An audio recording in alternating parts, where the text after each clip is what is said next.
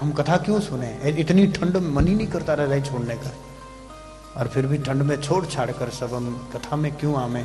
खुद भी आवे, 10 20 20 50 पड़ोसियों को भी लावे, क्यों? कथा क्यों सुने? क्यों सुनते हम कथा?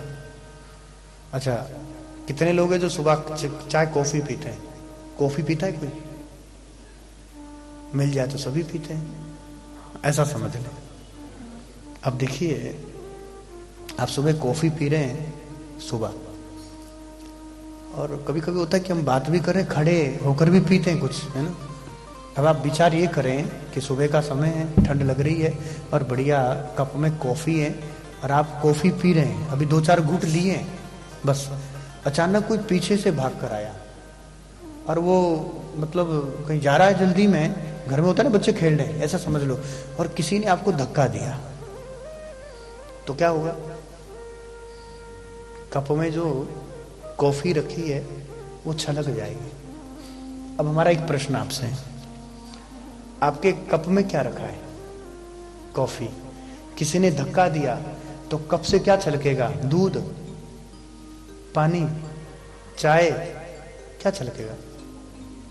क्यों छलकेगा? क्योंकि भीतर कॉफी भरी है। इतनी बात समझ में आ गई?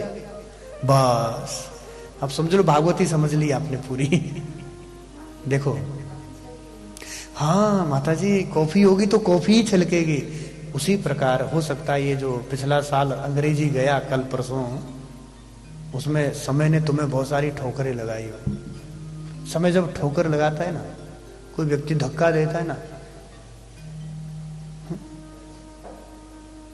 और फिर तुम्हारे भीतर जो होता है वो छलक जाता है। जब क्रोध आए ना, गुस्सा आए, तो हमें क्या लगता है? वो फलाने व्यक्ति ने हमें गुस्सा दिया। ना ना ना ना, कोई गुस्सा नहीं दिलाता किसी को, कोई किसी को दुखी नहीं करता, वो तो एहसास कराता है कि तेरे भीतर ये भरा है। अरे भीतर गुस्सा नहीं होगा तो छलकेगा कैसे? बस सीधा सरल सी बात है, कोई बहुत ज्यादा दिमाग लगाने वाली कथा हम नहीं कह रहे, बस सीधी सरल भाषा में समझिएगा। और सरल भाषा में क्या समझना है?